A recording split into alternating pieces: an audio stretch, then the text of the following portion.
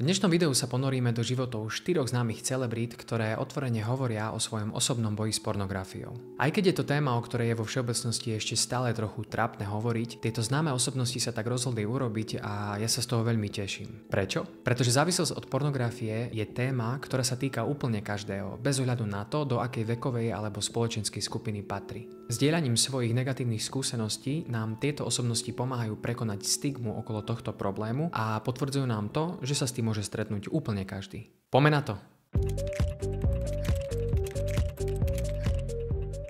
Našou prvou celebritou je Billie Eilish, speváčka, skladateľka a popová senzácia, ktorá vyhrala cenu Grammy. Billie je známa svojim strašidelne krásnym hlasom, jedinečným štýlom a obrovskou fanúšikovskou základňou. V rozhovore pre Howard Stern Show sa Billie Eilish vyjadrila voči nedostatku ochrany mladistvých pred vstupom na pornografické stránky. To je napríklad tá ikonka, ktorá sa ťa spýta, či už máš 18 rokov a aj keď nemáš, bez problémov na ňu vieš kliknúť. Takisto prezradila, že začala pozerať porno už vo veku 11 rokov a má pocit, že jej to zničilo mozog. Tu je originálne video.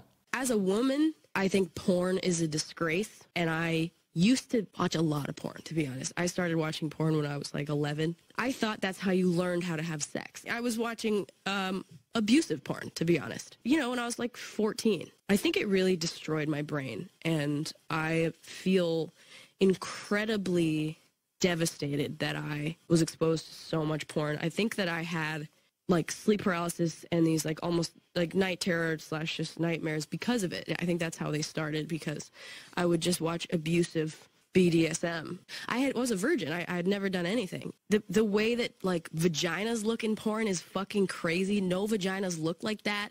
Women's bodies don't look like that. I'm so angry that porn is so loved.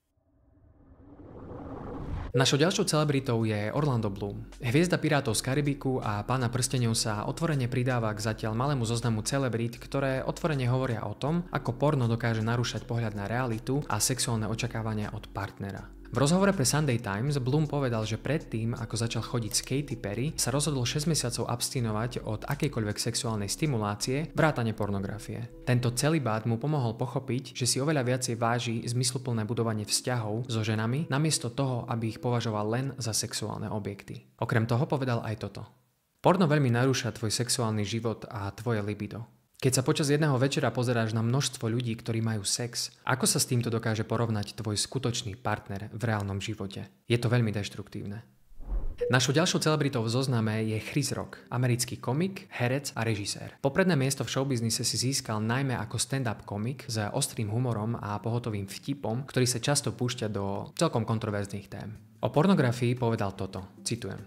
Jedna z vecí, ktoré som urobil za posledný rok je, že som nielen chodil na terapiu, ale odišiel som zo sociálnych médií. Skončil som so všetkými sociálnymi sieťami, prestal som pozerať pornografiu a môj mozog je taký, že som sústredený človeče. Tento citát pochádza z podcastového rozhovoru z roku 2020. O niečo neskôr vo svojom špeciáli, ktorý bol odvysielaný na Netflixe, sa Chris Rock úplne otvoril o svojej závislosti od pornografie. Tu je originálne video.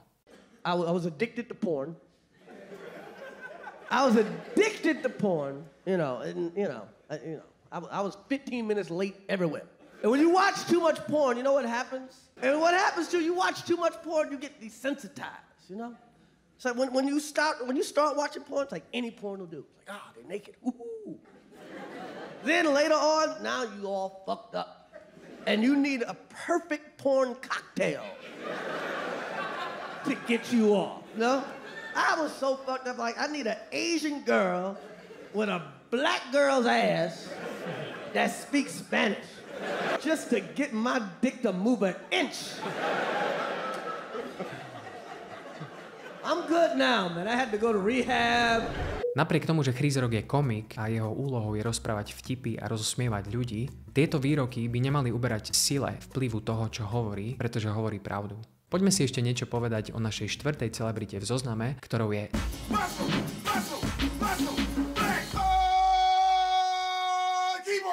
Terry Crews je okrem reklamy na tento antiperspirant známy ako herec, športovec a jeden z popredných odporcov pornografie. O svojej celoživotnej závislosti sa prvýkrát priznal vo svojej knihe Manhood, ktorú vydal v roku 2014.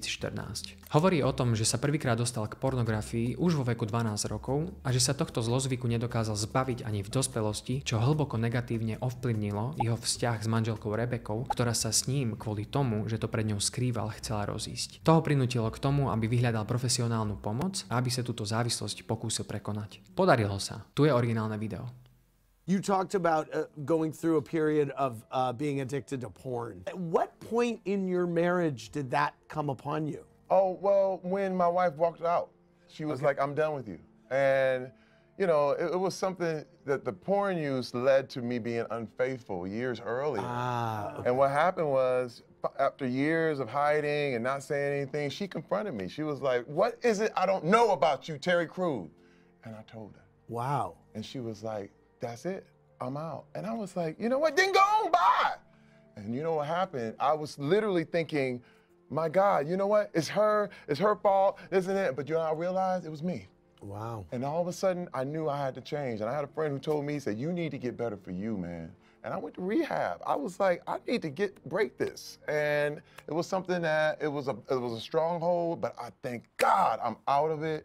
Ako vidíme, môže sa to stať úplne každému. Príbehy týchto celebrít nám potvrdzujú, že závislosť od pornografie je problém, s ktorým sa naozaj môže stretnúť úplne každý, bez ohľadu na to, koľko má rokov alebo aké má spoločenské postavenie. Otvorenou diskusiou o svojich osobných negatívnych skúsenostiach nám tieto celebrity pripomínajú, že sláva a úspech neznamenajú vo svete závislosti nič, pretože nejakým spôsobom človeka nedokážu ochrániť. To je na dnes všetko. V nasledujúcom videu budeme pokračovať a predstavíme si 4 ďalšie celebrity a ich osobný boj s pornografiou. Preto ma nezabudni sledovať, odoberať a ak poznáš niekoho, komu by sa toto video páčilo, určite mu ho pošli, aby sa tento obsah mohol šíriť ďalej a aby sme mohli rásť spoločne. Díky moc, vidíme sa.